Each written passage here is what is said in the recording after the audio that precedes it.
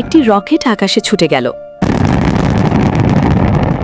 Satellite পৌঁছে গেল মহাকাশে। কিন্তু গল্পটা এখানেই শেষ নয়।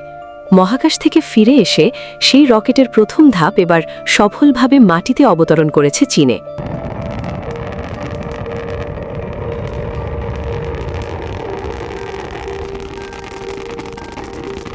আর এই সাফল্যকে পুনঃব্যবহারযোগ্য রকেট প্রযুক্তিতে চীনের জন্য বড় একটি মাইলফলক হিসেবে দেখা হচ্ছে।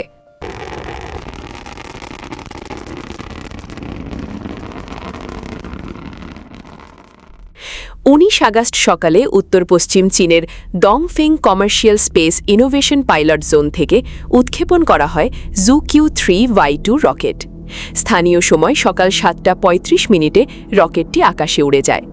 এর প্রধান লক্ষ্য ছিল হংহু 03 স্যাটেলাইটকে নির্ধারিত কক্ষপথে পৌঁছে দেওয়া।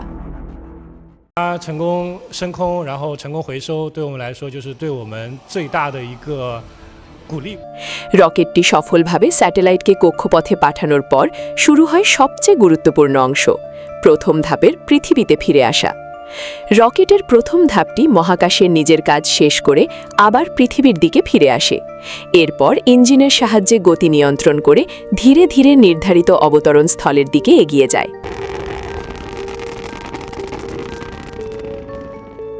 সবশেষে রকেটের 4টি ডিপ্লয়েবল ল্যান্ডিং লেগ খুলে যায়, আর নিয়ন্ত্রিতভাবে মাটিতে নেমে দাঁড়িয়ে যায় রকেটের প্রথম ধাপ। অর্থাৎ উৎক্ষেপণের পর ফেলে দেওয়া হয়নি পুরো বুস্টারটিকে, বরং সেটিকে আবার পৃথিবীতে ফিরিয়ে আনার প্রযুক্তি সফলভাবে প্রদর্শন করেছে চীনা প্রতিষ্ঠান ল্যান্ডস্পেস।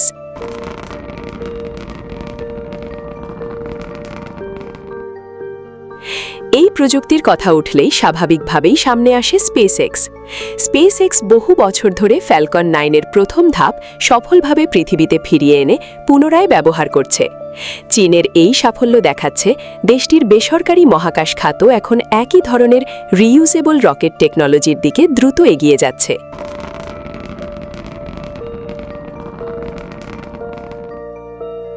তবে একটি বিষয় পরিষ্কার করা জরুরি, এটি চীনের ইতিহাসে প্রথম কোনো রকেট উদ্ধার নয়।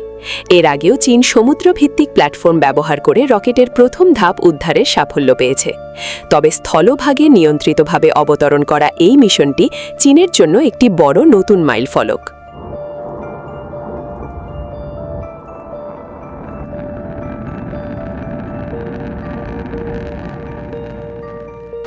মহাকাশ দখলের প্রতিযোগিতা এখন শুধু কে কত দূরে যেতে পারে সেটিতে সীমাবদ্ধ নেই।